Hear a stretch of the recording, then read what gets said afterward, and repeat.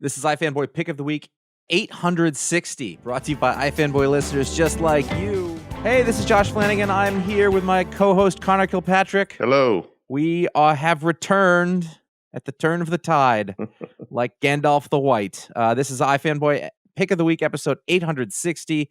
Here in the Ron Richards Memorial third chair is Dr. Ryan Haupt. Hello, everyone. Ready for another journey around this little star of ours. Kicking it science style, doing the podcast. We're happy to be here. It is the 18th year of the show. Oh, that was like chewing. Have you ever had an MRI? Where they make you drink like that chalky stuff? No, saying 18th. Whatever it was I had, they made me drink some stuff. Where was this clip, No, Josh? not MRI. The other one, CAT scan. Josh, were you across the border? Were you? Yeah. Where were you? Listen, they said that the shark fluid would help me. Anyway, I got a CAT scan, and you had to drink like this gross banana flavored stuff. And I hope telling people about the spoiler warning doesn't mess up your humors. Well, the point being, yes. Well, I have some leeches on my legs just for the show. The point is that saying 18th year of the show was like swallowing that horrible mixture. Thank you to everyone for listening. We got to get to it. Pick of the week is what this is. We each of us read a stack of comics. One of us gets the job of picking what they call the pick of the week. Just because it's the year, I'm going to tell you, it doesn't mean it's the book they liked best. Yep. Is it the best book from an objective standpoint? No. It might be a terrible comic book, but it touched you. It moved you. It made you think of something. It gave you something to say again after 18 goddamn years. We are Orion, which is less years, but it's still probably more than I want to think about. We are going to talk about that book, other books from the week.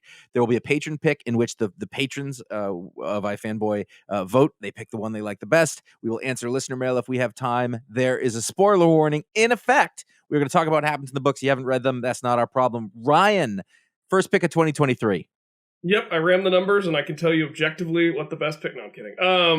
The pick of the week was Fantastic Four, legacy numbering 696, the new numbering number 3, which I actually think is relevant because of what Ryan North with his team of Iban Coelho and colors by Jesus Arbatov and letters by Joey C. is doing with the series, where the first 4 issues, they've kind of broken the team up into their components, and in doing so, they are kind of demonstrating what makes this family of adventurers such a powerful force when they are together. And I just think it's a really clever way to start a new Fantastic Four series. And this issue in particular is Johnny's issue. And Johnny is on his own away from the rest of the family and is trying to have a secret identity for the first time, which is a new thing for him. And he's working a workaday job at a big box store.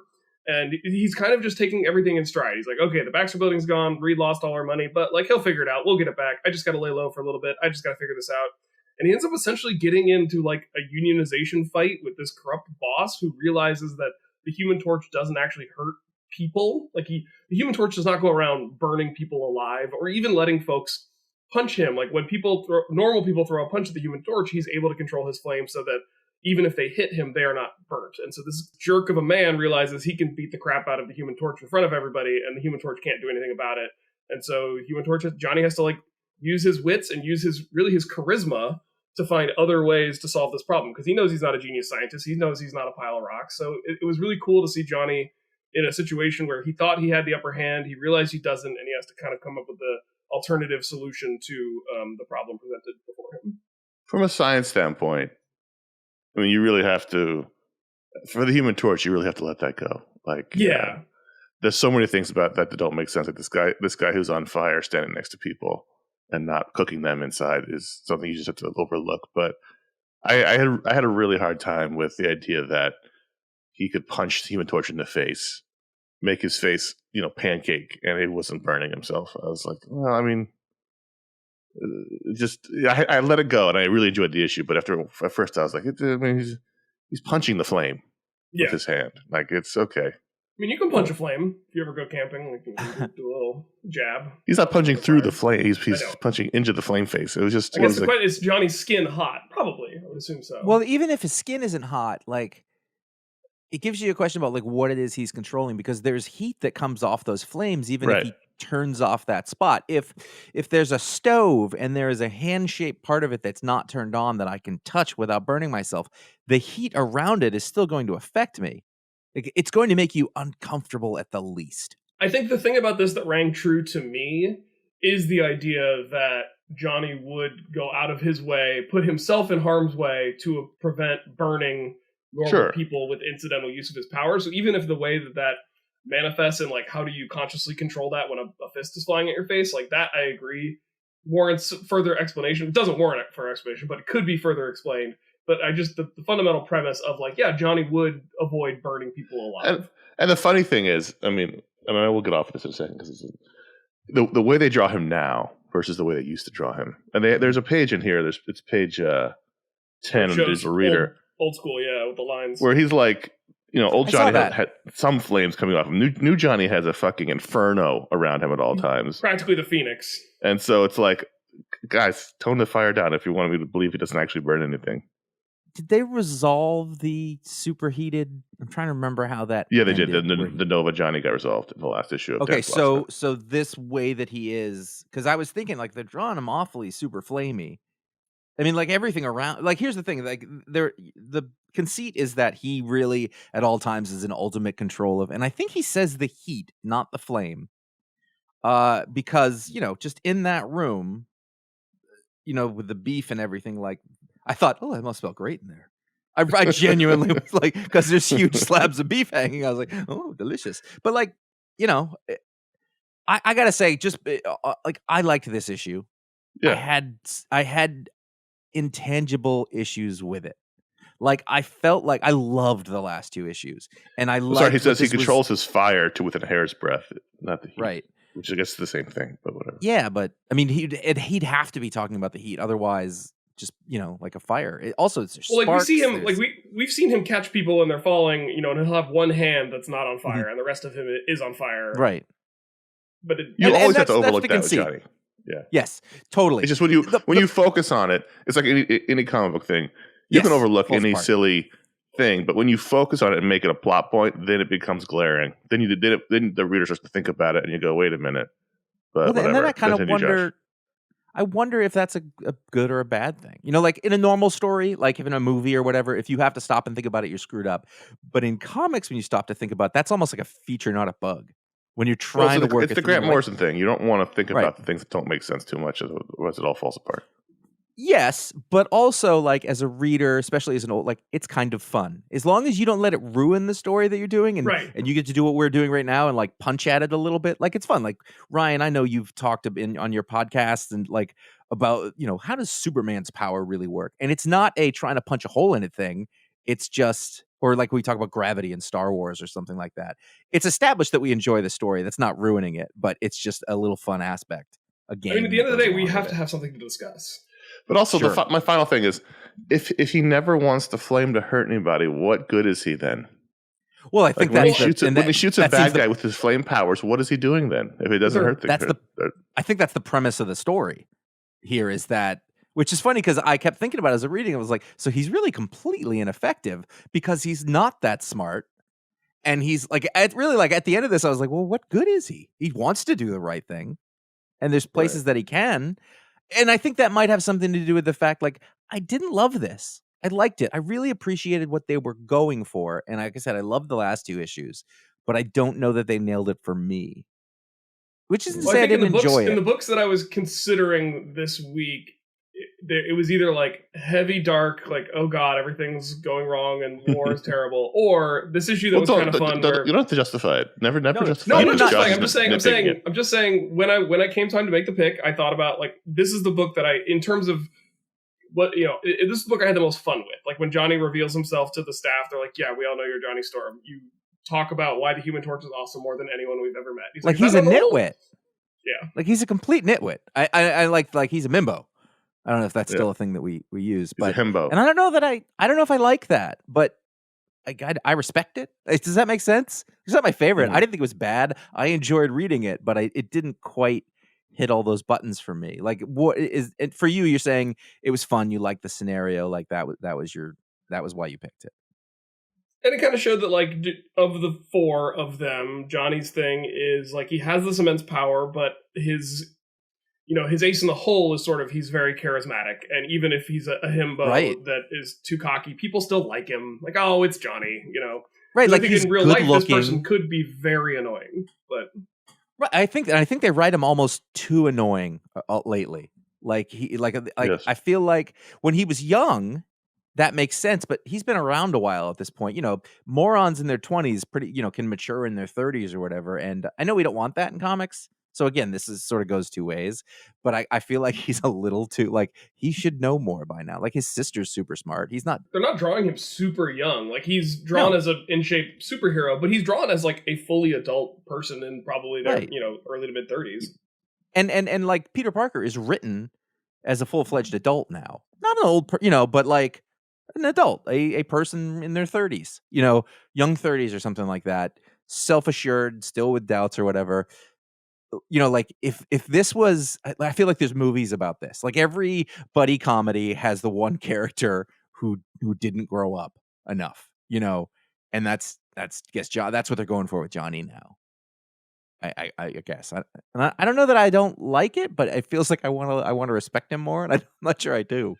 Well, you have to be okay with him being he's a kid. He's the younger brother. Yeah. He's always going to be that's always his personality. That's his role in the group, is to be the young, impetuous kid. Mm-hmm. I mean, I also feel like in the early days of FF, maybe even within our lifetimes, it was thought that we talked about how like Johnny is the most powerful because he's got this incredible flame ability and he can fly and he can do the Nova Blast. But then there was this shift where everybody realized like, oh, if you actually explore Sue Storm's power, she's easily the most powerful. And so they're the sort of maybe this is just my own interpretation, but sort of the mantle of like who the powerhouse of the Fantastic Four was has shifted, and it is now Sue, and so Johnny does maybe feel a little ancillary. Well, especially if Johnny's flame powers are purely for show, apparently. Well, let him fly. Yeah, I like the issue, but I think there's too much unraveling of the character here for their possibly their own good. The next issue, we're going to find out finally what happened and why they're in trouble and why they're broke and why the Baxter building was blown up and all that jazz. But I think the first issue was pick of the week. I think Josh said on the discussion the second issue would have been his pick of the week again. So this is, it's been an interesting and different run from Ryan North than we had with Dan Slott. It's still enjoyable. It's a great diversion from what Dan Slott was doing to sort of look at it in a completely different way. And I appreciate the thought that's going into these. Like, how can we do it? I like this structure. Like, let's spend time with each of the characters. Some shit's gone down. We're going to bring them together. It's a great tone. It looks great. I'm not dissatisfied at all. It occurred to me while reading Gotham City Year 1, number 4, that I don't know how long this is going. I had the same thought. I think this was, in the running for pick of the week until I realized it wasn't the final issue. I was like, I don't know if I can do this anymore. Well, I don't think it's bleak at all, but I think this feels like the reveal at the end of Act 2 into Act 2. Is this a 6-issue miniseries? I don't know that they may have. Maybe they've said, but I haven't seen it. But Tom King doesn't normally go that short, but he's got shorter. I was behind on issues on this, Connor, so I had to catch up this week, and so the Dead Baby is fresher for me, so it feels a little. Dead Baby's harder for parents. Yeah. This is a 6-issue miniseries, so this is the end of Act 2. That's good. You know what? I thought this might be the end too, and then I realized it wasn't, and I was like, oh, yeah, we need a little more. I'm good with that. Well, we just had the reveal of who's behind everything, so we still have to. That's what usually happens at the end of Act 2. So now you've got the final act to resolve it. But I still think we talk about this a lot with this book is that Phil Hester's doing incredible work here, and I really find it's career stuff. The interesting panel and page layouts to be the thing that I find most rewarding from him. It's these giant. There's a lot of black and white. It doesn't make sense in a noir comic, but there's page 10 is like a giant. What's Mr. Wayne's name here? Richard Wayne in the background. He's a dick. He's doing this interesting things I've never seen him do before, and I don't know if that's in the script or what, but I find the visual look of this book to be fascinating. Yeah, that page 18 where Mrs. Wayne kisses Slam, and like in the background, there's a bunch of previous panels. page. Yeah. Oh, is it the previous page? Oh, that's great. Yeah. I got to it going backwards. That is weird, though, because that is the part where he says, I'm 94 years old now. I was like, wait a minute, when does this happen? Well, I think the narration in the first is issue, him we saw that writing narration. a letter Yeah. to He's Bruce. narrating as an old man to Batman. I forgot that, so. Yeah. Does this mean that Slam Bradley is Bruce's grandfather? Could be. Oh, shit. That was what I took away from this. Possibly. Yeah, I think, I mean, that the standout for me is like the story's good. I kind of always think, I'm like, I don't know if I'm excited, but then I read it and it's great. But then, and about a third or halfway through each of these issues, I'm like, who is drawing this? I forgot. And I look and it's Phil Hester. And I just like, man, I hope this guy gets some real recognition for this work, because it's a guy who had been more or less left behind by mainstream comics. They bring him in for stuff every once in a while, but this stuff, this is great.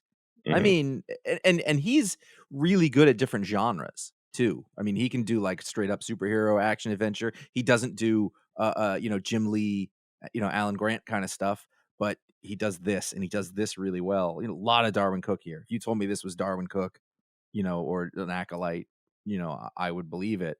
But I think he's just taking some of the stuff that he does really well. And man, these pages are so good. The beating at the end.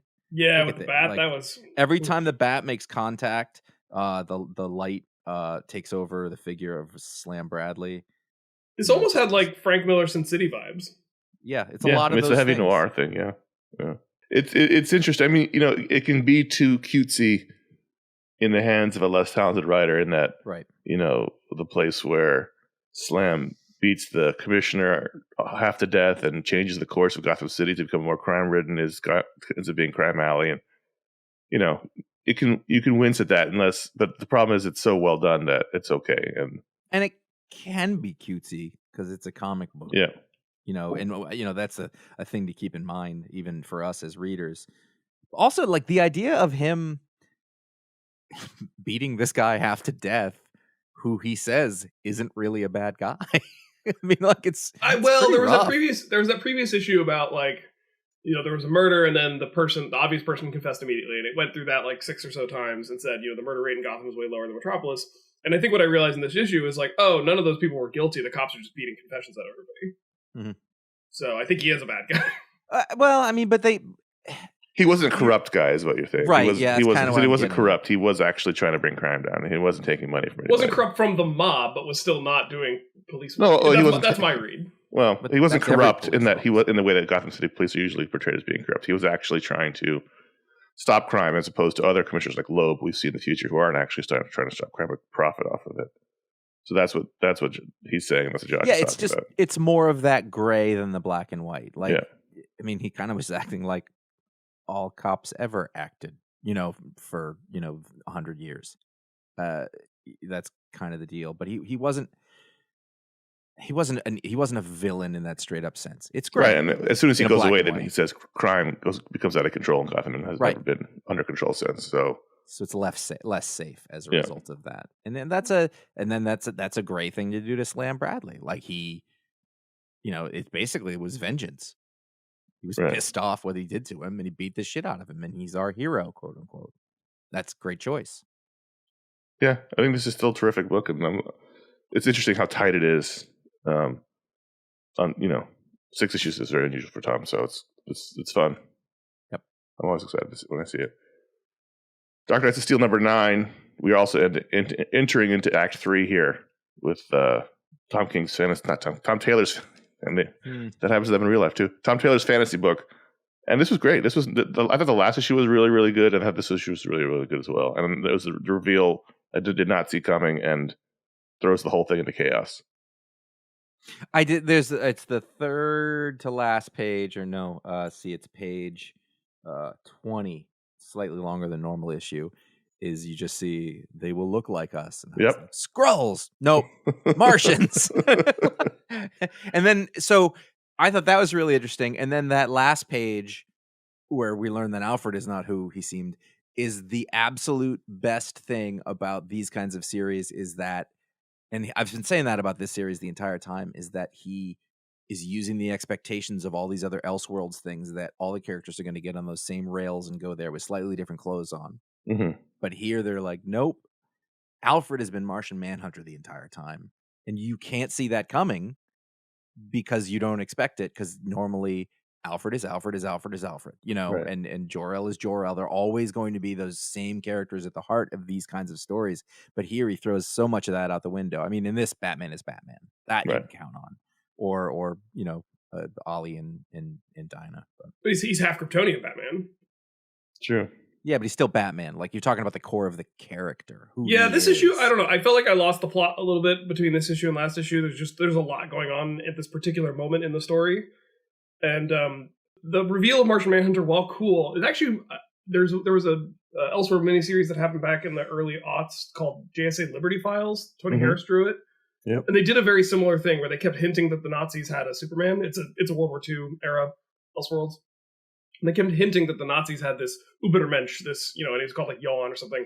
And then it's revealed that it wasn't Clark, it was Martian Manhunter. So this isn't the first time in Elseworlds that I've seen the Martian Manhunter revealed as a thing, which didn't diminish it here, but I feel like I had seen that before. And then Ollie, as an archer, just with one arm, Dinah just being like, yeah, just use a crossbow. And he goes, okay, fine. Well, I don't...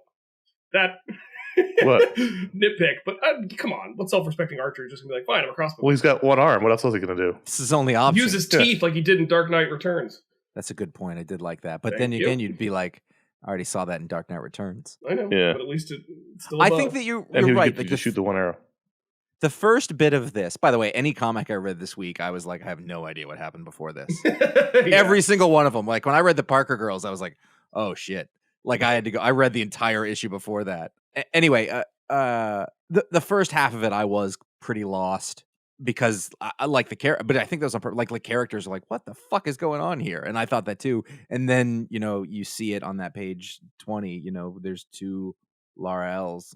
Yeah, well, in the last issue, Lara killed Hippolyta, and they were trying not to go to war, and she landed in the middle of the confrontation, killed the queen, and started the war. So that was... Which was really disarming. Like, I remember that. Yeah. I was like, what the hell is going on here? And so this issue, as I started to get myself back on board, but I think it was done on purpose, and I think it paid off. Like, you're like, oh, okay, Skrulls. I mean, White Martians. I mean, there was an issue of Secret Invasion that came out this week, Josh. I don't know if you're reading that. It was great. I don't want to talk about it, but it was also great. Ryan Northbook. Yeah. Well, it's really hard to reload a crossbow one-handed, so I think Dinah's bought him one extra shot at most. Hey, it's better than... I did have that thought. I'm not going to lie to you. I had that thought. I was like, how's he going to... Don't worry about it, Josh. It's cool. They'll make a device. They got really smart people. There you They'll go. figure something out. Yeah, this has been really fun. I would be happy if this kept going, which is, well, over the break we had DC versus Vampires end, and I was like, I'm good with that. That's fine. No more of that. But this could keep going as far as I'm concerned. Batman 131, Chip Zdarsky, and new artist Mike Hawthorne, which I think was my biggest problem with the issue. Which I don't think he fit the story. I don't think he's a good artist. I think he was a bad choice. You talk about it. This issue was... So the end of the last issue, which was pick of the week, right before we took the break, was that Batman was fighting that robot, and it zapped him with a ray, and everyone thought he was dead, but really he was just zapped into the multiverse, because now that Dark Crisis on Infinite Earths is over, the multiverse has returned to DC. So he got zapped to a different Earth. And this is two stories: Bruce on the new Earth, which is different than ours, and then Tim and Dick dealing with Bruce possibly being dead again, and Tim and Dick not believing it. And just that, and then when you go from Jorge Jimenez, this incredibly dynamic, fun, classic but also modern superhero work, Mike Hawthorne's a bit more. It's a bit more staid in terms of the art. It's not as powerful superhero. It's a very big contrast between the two styles. At least he's gone to a different universe, right? So at least there's sort of a... Yeah, I mean, but it's not like he's only drawing that. It was it was fine. It was jarring to go from Jorge Jimenez, who's doing some of the best work in comics overall, to Mike Hawthorne's doing. It's just going to pale in comparison. Mike Hawthorne's a yeoman. Of sorts. Yeah. An incredible storyteller, I think. So, like, when I'm looking at it without the context of that, I'm like, pretty good. But I understand what you're saying. Like, I actually enjoyed the backup more, which Chip Zdarsky wrote also, and Miguel Mendoza drew, and it was basically about the fallout of Gotham City saying, "Well, Batman's gone. We're gonna, the criminals gonna go crazy," and it was Dick and Tim trying to deal with that. So that was the second part of the story. I enjoyed that more than I did the main story, which was, Bruce is waking up in this weird place and he doesn't know what's going on. He's got to figure it out. And does Tim Drake feel like a more familiar Tim Drake in this? This has been a great Tim Drake through the whole Chip Zdarsky run. I honestly, I haven't read it. I just flipped through it and I saw there's a thing of him like jumping and looking intense, and I was like, "Hey, that's Tim Drake." Yep. Because Tim Drake doesn't strike me as a jokey character, and in that other book, it's kind of goofy and silly. But in this, I went, "Oh, that's Tim Drake," just from the visual. Yeah. No, this has been a great Tim Drake the whole time. I don't know, Ryan, what did you think of this issue? I enjoyed the issue. I was only being quiet because I was trying to remember where I knew Mike Hawthorne from before, or where I was first introduced to him, because I like Mike Hawthorne's art quite a bit. And I guess he did some work on Queen and Country back in the day. And He did everything. But yeah, he's been around forever. Right, but I agree with you. Like, him on a Queen and Country book makes maybe a little more sense than him on a superhero book. But I found myself very compelled by the story, and as Josh pointed out, it's incredibly competently told. I liked the reveal of like a venomed out Harvey Dent. I don't know who this character in the Red Hood is. Maybe he's a Red Hood type. But I hope we don't spend too much time in this parallel universe. But it sounds like we're not going to. If Chip has done a good job of keeping this story moving at a pretty good clip. So I hadn't been reading Batman until Chip came on the book, and I'm happy to now have been picked it up and become a continuing reader again. So yeah, I mean, I like the parallel Earth stuff. I like the multiverse in general, and this is the same way that Dark Knight of Steel, Mr. Bones, Jim Gordon. Yeah, the same with Dark Knight of Steel is fun. You can have fun with those worlds, and a Judge Dredd-esque to venomed out Harvey Dent was a fun foil for Batman here. Even though at this point he's basically just Bruce Wayne because his costume is all in tatters and he's wearing a trench coat over it. And the pieces are all there. I just didn't think the art fit, especially in contrast to the previous art. But it's still a good book. Honestly, guys, my pick of the week might have been Joe Fixit, #1, from Peter David, Yildiray Cinar. And I wasn't even necessarily going to read it because, as we talked about with this whole resurgence with Peter David lately, that last Hulk, the Fantastic Four book he did, which took place with Joe Fixit in Vegas, that's a hole in my Marvel reading on his whole Hulk run, but in particular his Joe Fixit stuff. I remember at the time, he was the Gray Hulk who could talk and worked in War Suit and was in Vegas and was a mobster because he would pop up in other things. I was aware of it.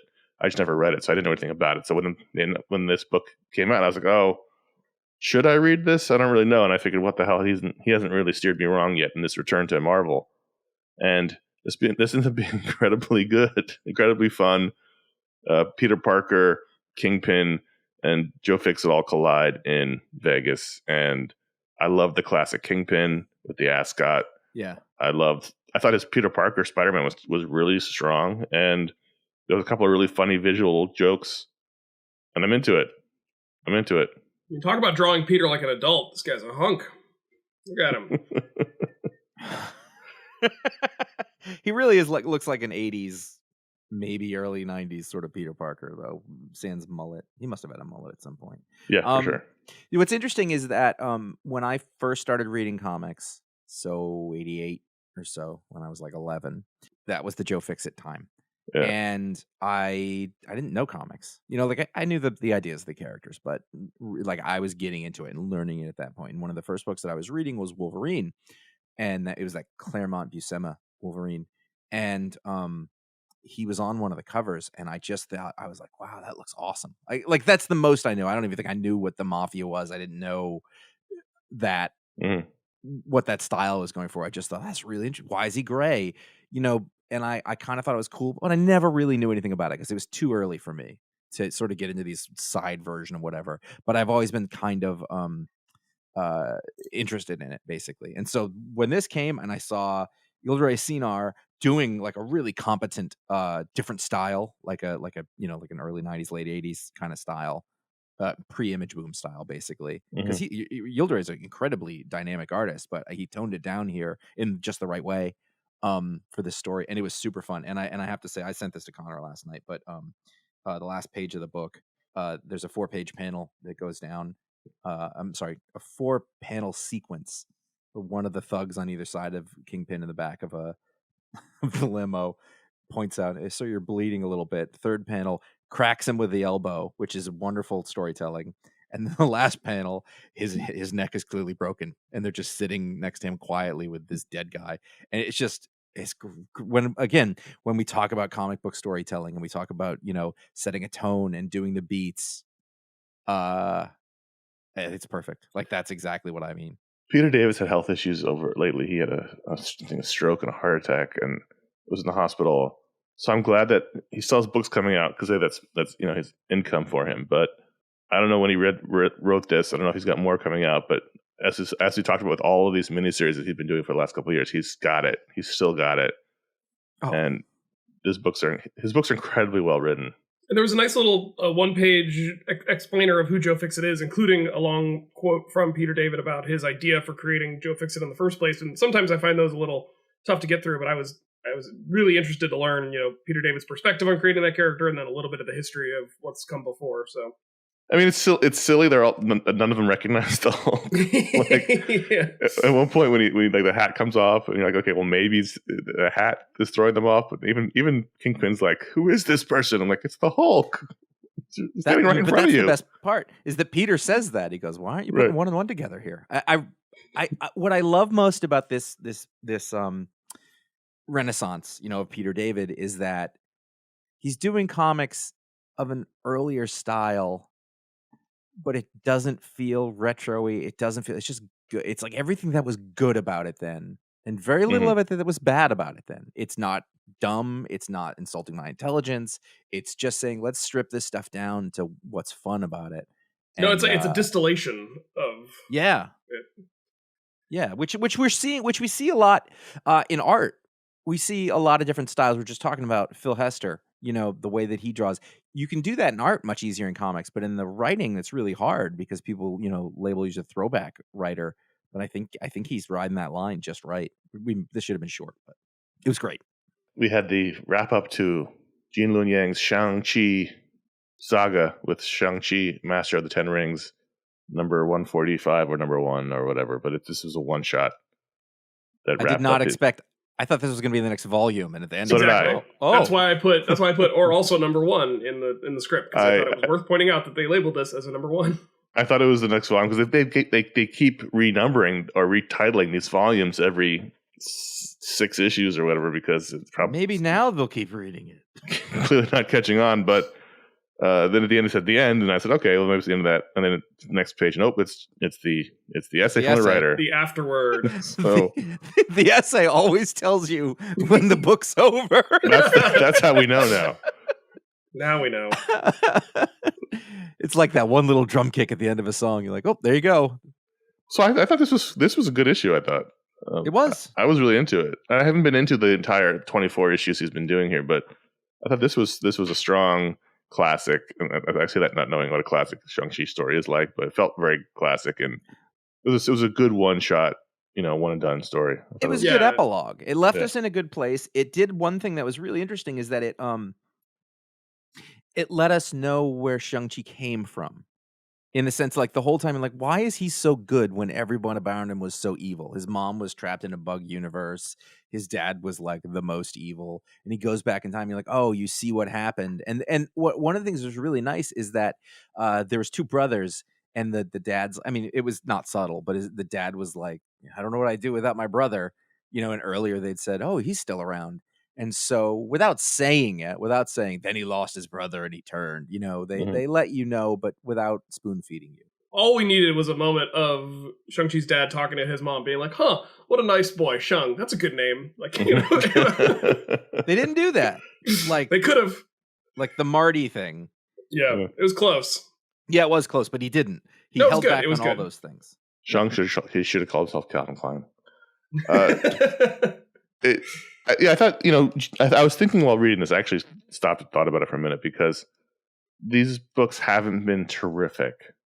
And the new Superman wasn't terrific. But Gene Luen Yang is a terrific comic creator outside of superheroes. And I thought to myself, maybe he should just not do superheroes because his talent lies elsewhere. But I thought at the end of it, no, this was a really good issue. He's very good at this too. I really enjoyed it. And I know what you're saying. It isn't quite what you expect out of most of these, but if you can adjust, and it isn't all the stories he does. It isn't, but there was a certain point where I got in the groove of this, and a new issue would come out, and I really enjoyed it. But before that, there was a point where I was like, well, should I keep reading this?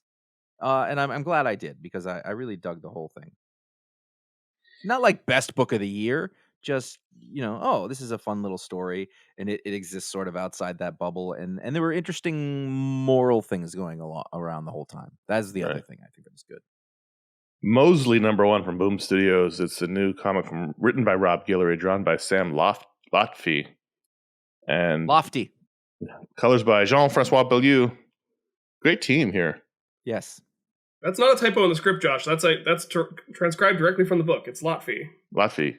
Really? Have I been reading it wrong forever? Yes. Yeah. He was part of the iFan base for a while, I think. I don't blame you for thinking I mistyped, but I double checked. Sam Lotfi is terrific. A couple years ago when I made that comic book for my job, he was one of the artists on my short list to get on the book. Mm-hmm. Wasn't able to get him, but I ended up getting another great artist anyway. But I always have liked what I've seen from Sam. Yeah. This was interesting. I was super into it, and then I was super kind of not into it. But I'm still going to read it, I think, going forward. So it starts off almost like an episode of Black Mirror, where you've got this family, a father, a mother, and a young daughter, and the father is doing some sort of experiment, and they're standing in a hangar. So I thought, like, he's going to space. It's going to be a time dilation. Josh is going to love it. But then it turns out they just drive into some neighborhood, and it seems like he's supposed to spend a year raising this robot, presumably training an artificial intelligence to be more human.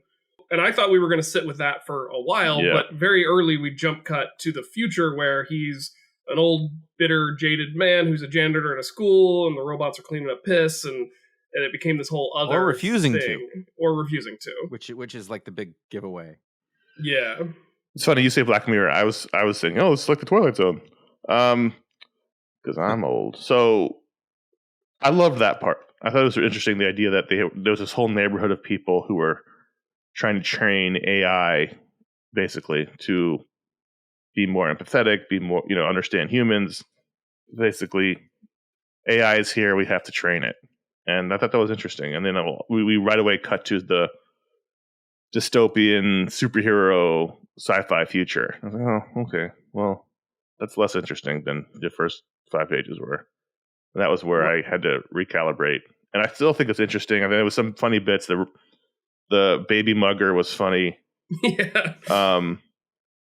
And the idea that the technology is completely out of our hands, and it's not. The idea of this book is we've given over society to technology, and it's gone horribly wrong for humans.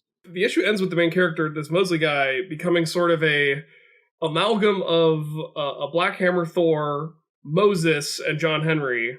Because I think that him being named Mosely is intentional, because at one point the entity that gives him all these powers as he's dying says, "Free my people," and it was very much a "let my people go" burning bush moment. And, so I think, and Rob is not like he's got a Christianity bent through his stuff. So I think there's an interesting thread there of sort of a Moses allegory, but escaping an AI controlled society rather than enslavement. That to me, there's an interesting hook there.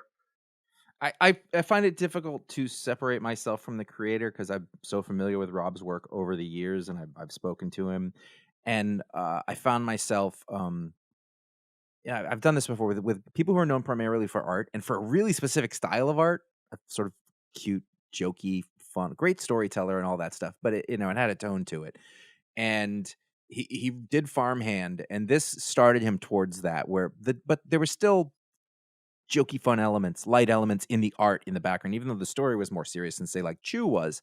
And in this, like, I was really impressed by the sort of next creative leap that he took. I did think that. And so that alone, it's really interesting for me to read. I thought it was pretty good. Especially in a direction that he hadn't done. I was like, oh, this is pretty aspirational. It's a bigger story to try to tackle, and I think he's doing it pretty competently. It'll be interesting to see where it goes for me, I think. Yeah, I mean, for years and years we had fascist anxiety comics, right? Mm-hmm. And then we've had environmental anxiety comics for a while, and now we have technology anxiety comics coming from.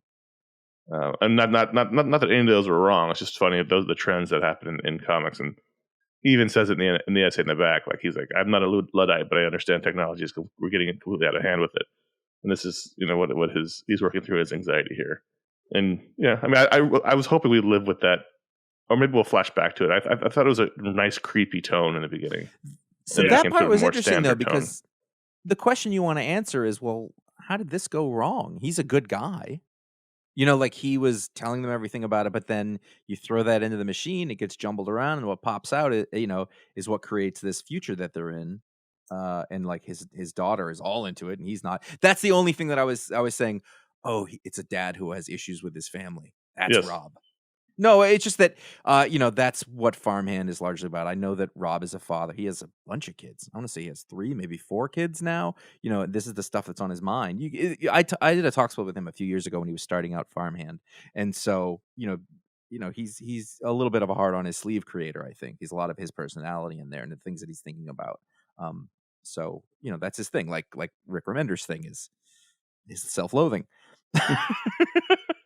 The opening of the book reminded me of this. I know neither of you guys are horror movie guys, but there was a movie that came out a couple of years ago called Vivarium with Jesse Eisenberg and Imogen Poots, who's a very fun name to say and a great actress. But it was fun to listen to you say. Yeah. So the two of them are a married couple who get like stuck in this neighborhood. They're presumably going to buy this house in this neighborhood. It's very suburban, very samey, pretty ticky-tacky little boxes. And they get trapped in this house and they can't get out. And then the next morning there's this kid there and they have to like raise this kid even though they don't want to. And it becomes this whole like, there's a species that parasitizes on humans and it's creepy and it's fucked up and it's good. Yeah, I thought it was so different than what we've seen from Rob, and especially in the beginning. I was really impressed. It's like, oh, he's doing a really good creepy sci-fi thing here, and it wasn't less good. It was just more standard after that. It's like we've seen the techno dystopian future before. There's even superheroes flying around somehow. I think those superheroes are flying around in the metaverse of sure. this world. My point is like it felt more what I've read before as opposed to the beginning where I was like, oh, this is different. It's Snow Crash. Yeah. It's Ready Player One. It's there's a story in Ted Chiang's compilation Exhalation that is very similar. It has some elements of this of like raising AIs to be functional. Right. Yeah. But it's good. I will be sticking with this. Yeah. You got to ask yourself why it's not an Image book. They paid him. I'm not kidding. Like, I don't know that for sure, but Image, you're technically not paid, but a lot of top creators will get advances on those things, and I'm guessing they weren't willing to do that at the level that that he needs to pay for things, and so he goes to, is it Boom? Yep. Yeah. Boom's gonna pay for it up front. Not like Vertigo used to pay or anything like that, but you can probably make a living. Let's move on to Star Wars Corner. Yes, let us. Charles Soule is still writing this book. Andres Genele is on art. I actually was behind on issues on this, and I decided not to catch up. I decided just to jump in and see what was going on, because Star Wars famously has a How far behind were you? More than 10 issues behind. Shit. Oh, wow. Yeah, I'm pretty far back there. So I just... Like a year. But I decided just to go for it. And because I was like, well, it's Star Wars. There's always a recap page because they got to do the. I think you should read the last issue or two leading into this. There were good issues and good concepts. I will. I'm going to go back. But the thing I got far enough in the series for them to introduce Holdo, so Laura Dern's character from Last Jedi. And I'm not going to get into a whole Last Jedi thing, but I'll say Knives Out Glass Onion was great. And the book, they're in some sort of weird nether space. And I guess the only real comment I had about this book is, I think Charles Soule is still writing these characters well, but I think Andres Genele's art is the simplest in terms of like cartoony style, quote unquote, that actually really well represents the actors. Does that make sense, Josh? Mm-hmm. Yeah, I think that's, Like he's clearly not tracing Mark Hamill, Laura Dern, any of them, but they're recognizably those characters. I agree, and that's the way to do it. Yeah, so I just wanted to give some kudos for that. Is the time frame of this book still between Star Wars and Empire? It's between Empire and Return. Yeah. Like Luke is in his I think he's in his Black Jedi. Well, Han's frozen in carbonite this whole time. Right, okay, you're right. Yeah. So we've been in between Empire and Jedi this whole time. That's why Lando is with them and not Han. But Luke has Jedi powers now. He's functional. They're in some weird nether region where the Force doesn't work very well. Well, yeah, it's an interesting concept, actually. I think it's still worth it. I've been reading all these Star Wars books, just the main title. Every time I try one of the side ones, even if everything about it seems like I'd like it, I don't. So I stick with the main one. I stick with Darth Vader, Yeah, those are the only two I'm reading at this point, is Darth Vader and Star Wars. Even if I'm a year behind. I will catch up. If you're a year behind, can it be said you're still reading the book? Yes. It's a state of mind, Connor. It's a state of being. So those are the books we wanted to talk about, but at patreon.com/iFanboy, every patron who supports the show can vote to add a book to the rundown. It's called the Patron Pick, and this week, in our return to the show, we had 3 or 4 books garner almost all the votes, and the book that ended up winning won by 1 vote, and it was Scarlet Witch, #1 from Marvel Comics, written by Steve Orlando, drawn by Sarah Pichelli, with colors by Matthew Wilson and letters by Corey Pettit. And I'm assuming this is a miniseries, but they don't tell you until issue 2 anymore, so we'll find out. They're trying to trick us into buying comics. And the patrons force your hand. No, I'm just saying they don't. They assume that no one buys miniseries anymore, so they don't tell you until issue 2. So we'll find out if it's an ongoing or not. Russell Dodderman designs a hell of a costume. I'll say that. Yeah, I mean, Scarlet Witch doesn't have it anymore. She used to have a costume, but her stuff, as long as it's always in the same vein. It always looked good. So this was the story of Scarlet Witch has basically a little emporium in, I guess, upstate New York that she runs with Darcy from the Marvel movies. And anyone who is in trouble who needs her opens the door, and the door opens up into her store, the back door of her store, and then she helps. Sort of like a magical detective. And that's sort of the conceit of the book. And here there's a town that's been taken over by the Not Purple Man, and she has to defeat him. I find with Scarlet Witch that the more I know about her, the less she makes sense.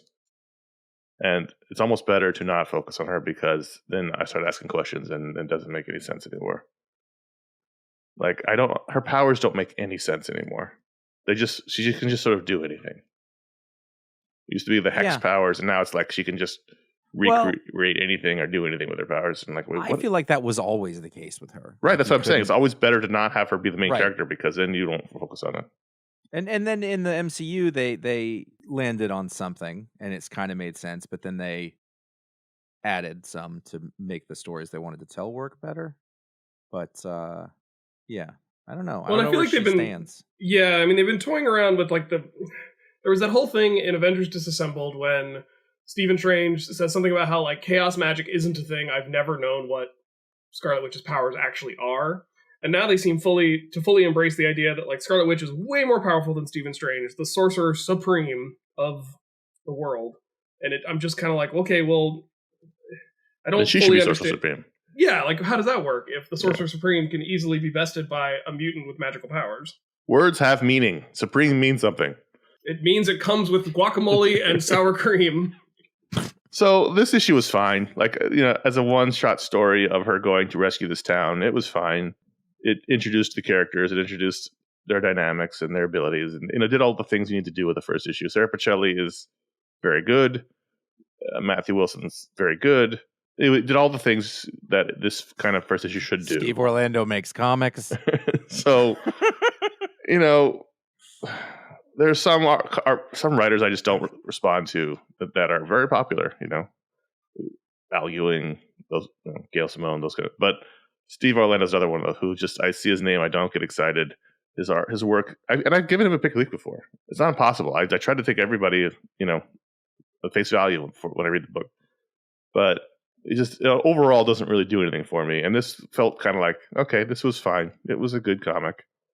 It just didn't do anything really to interest me, other than to make me ask a lot of questions about Scarlet Witch. But I don't know. I think it was fine. Yeah. I didn't love it. I didn't hate it. It was fine. I wasn't terribly. Starting a little shop seems weird for her, to me. Like, I don't know. I just like I don't know that I buy this basic premise. Like, it was like, I'm going to start an Etsy page. Okay, like it's weird. Like, she's bigger than that. She's great, but I guess she's moving down. I don't know. I just. What'd you guys think of the last page reveal? I don't remember it. I'm gonna go look at it now. It's Vision's daughter. Oh, right. I mean, that's probably where you should go. Like there's a connection there. It wasn't obvious to me right at first, and I was like, "Oh, right, Vision." And I don't even know where Vision is. Where is Vision? Does he exist? Is he dead? It's a good question. Marvel? I do not have an answer for you. I don't know that we've seen him since Tom King's Vision story. I think we have. I just don't know where. I haven't. Like she's been like Viv has been around a lot, but I also don't know what happened to her. She was in that book the annoying teen superhero book. I feel like you need to know that. I think you need to know more than I know to appreciate that. Like I had to think about it, and I was like, all right, there's a connection there, and it makes sense. But they're gonna have to do some explaining in the next issue, which is really the big question we have here today, by the way. Yeah, the other thing is like, I don't know who. I clearly don't know who Scarlet Witch is anymore because the cover of the issue is the traditional Scarlet Witch, and then you turn the page and she's very dark skinned. And I was very confused. Is Pietro. Yeah, they make them noticeably more ethnic in this book, which I don't have a problem with on its surface. It does, like you said, Connor, it confuses the issue of like, okay, well, how is this the same character we've been reading this whole time? Yeah, I mean, in my mind, I know it's not true anymore. In my mind, she's Magneto's daughter, and she's Eastern European Jewish, but now she's, I guess, not anymore. But it just confused me. That's all. I don't have a problem with the way. I was just like, wait, who is this? Because I didn't know who the person was on the first page. Because if you go from cover to first page, they're totally different looking people. So I was like, so who's this? And they're like, it's Scarlet Witch. I was like, wait, what? And then Pietro shows up, and his skin tone is super contrasted to his costume. And I was like, what is happening? Because I guess they're different now. I didn't know that. Yeah. I thought they were still Magneto's kids. I think that at some point they said that doesn't make sense, so they changed it, and now what is doesn't make sense either. Yeah, but eventually they're going to go back and say, "Oh, they really were Magneto's kids." Sure, they are. Once there are mutants in the MCU, I guarantee we're going to find out that they were Magneto's kids all along. Yeah. Yeah, which is interesting because they usually try to match the MCU, and so I was like, "What?" But whatever. That just kept threw me off. I was like, I don't understand what's happening. I clearly don't know Scarlet Witch anymore. And this is not how she's portrayed in the other book, so that was also confusing. Yeah. It's not the book's fault. That's not the book's fault necessarily. Well, it kind of is, but not, this was fine. Yeah. This was fine. Agree. Are you going to read any more? The new costume. Yeah, the costume's cool. Maybe. Like, I think there's a chance here that this could be a better book. Are you more interested to read it if it has a miniseries versus an ongoing? Or does it matter? It doesn't really matter. Either way, it doesn't matter to me either. I'd read it as long as I was interested in it. I think this is a next issue make or break for me. If the Viv stuff, if the Vision connection becomes interesting, I will keep going with it. Otherwise, it'll probably drop off. I mean, her history with kids is not, it's a problem. So that could be an interesting story. Of madness. Yeah, that's what I hear. Yeah, I don't know. I think it's a game time decision whether or not I read issue 2. Let's rate the book. So that's our sticking with it part, which we've been falling off of lately, but we're not sure. Let's rate the book. Ratings. Scarlet Witch number 1 out of 5. I'm giving it a 3. 3. I'm giving it a 3.25 for Sarah Pacelli's art and the Russell Dotterman redesign. Fair. All right. So there you go. There's your patron pick. Scarlet Witch number 1. Patreon.com/iFanboy. All patrons will chat about to the rundown. And the patrons are the ones who support the show directly. There's lots of people who support the show, but they are the ones who say, you know what, I like this show. I'm gonna kick in and help it keep going. And we thank you for that. They get to be part of a great community. We hope there's a Discord server that we spend time on. That's fun. I think there's still a Facebook group, and we hope to make it fun for everyone. And to that end, we spent some time over the break, as we've been talking about for a while, to revamp the patron goals, the stretch goals, the things that the patrons get, but also you, the listener, who's not a patron, get for, when we hit certain numbers. We spent a lot of time revamping them and going through what was feasible and possible and fun. And we announced it. And then we found out that Patreon is getting rid of stretch goals. So what that means, we will figure it out. Maybe we'll keep them as an unofficial stretch goals that aren't on the Patreon page. We don't know. We're gonna now figure that out. Take a step back and see what they're going to replace stretch goals with, because that seems dumb. But I'm not in charge. And that was part 1 of the patron revamp. Part 2 is actually more in depth and will be coming soon. It just requires some more work on our part to get it ready. But that part 1 of the patron revamp was revealed to the patrons this past week. Part 2 is coming hopefully the next week or two. Hopefully no more than 2 weeks. Just you'll see when we reveal it why it was work involved. But hopefully it makes the patrons excited. Hopefully it entices you to perhaps consider being a patron. But we appreciate anyone who supports the show in any way they can, including buying t-shirts at ifanboy.threadless.com. We have our 12 shirts there. ifanboy.com/support is our digital tip jar. ifanboy.com/Amazon is our link to find the Booksplode books, and booksplode.org is our partner for, you'll see sometimes links on the website for those books that help support local bookstores. And we thank everyone who supports the show in any way that they can. So, speaking of patrons, if you give the $5 higher level, you have a patron who gives at that level. We give you, as a reward, a dumb superpower live on the show. And I need to mention that while I was doing the ad read previous to that, Josh had an emergency and had to leave. So it's just Ryan and I now for the rest of the show. Josh he's wearing a gag over in the corner. Quiet, Josh. 2023 is throwing curveballs left and right. So let's keep going. Ryan, why don't you tell this patron what their power is? The patron Moni Singh, hopefully I'm pronouncing that name right. My phone autocorrected to a Patron power, Connor. So this is sweet. Tequila-based. Tequila-based power. Moni can know or predict the future of any animal she encounters, but she obviously can't communicate it to that animal because animals can't communicate. Like, unless it's like one of those gorillas who knows sign language, there's no way for them to tell the animal what's coming. So it's sort of a Cassandra. It's sort of a Cassandra tragedy power of just like they always know what's going to happen to any animal they encounter. They just can't tell them. They can tell them, but they don't understand. Yeah. Like driving past a deer on the side of the road, they're going to say, "Hey, 10 minutes from now, don't try to run across the road." Oh wow, that is sad for him. That is sad for Moni. It's a lot of emotional but she goes anxiety. to the shelter, and she gets to see the future of all these animals adopted by wonderful people who go to adopt animals from shelters. Unless they don't get adopted. Well, that's the risk. Right, that's what I'm saying. So it could be a sad power for her or him. Could be. Yeah. But I thought it was an important power to have in our arsenal of many powers. So animal futures. Predicting the future of any animal encountered. Or it's not predicting, it's knowing the future. It's knowing the future, but they're always correct. Right. It's, Patreon.com/iFanboy. Thanks for being a patron, Moni. Let's wrap the show. You don't want to do the second question? I have thoughts. We got time now. Yeah, I guess we can. All right, so we'll do one email. Aaron T. from England at the moment. Brexit. Aaron says, my fiance often has me talk about the origin story of superheroes to help her fall asleep at night. That's amazing. The other night, I was talking about the X-Men Cyclops and describing his power. I'm sorry. The other night, I was talking about the X-Man Cyclops. That's a weird... X-Man's a different character. Right. He is the leader of the X-Men Cyclops. I think that He's talking about Cyclops and describing his powers. She wondered if he has trouble in everyday life. How does he shower? Does he have to wear the shades in there? What happens if he has an eye appointment? Does he sleep with the shades on? What do you think Scott Summers' everyday life is like? I mean, yeah, it's tough. It's tough. His life is tough. I think the shower thing is not that difficult, though. Just keeps his eyes closed. Well, he's like anyone with contact lenses have to do that anyway.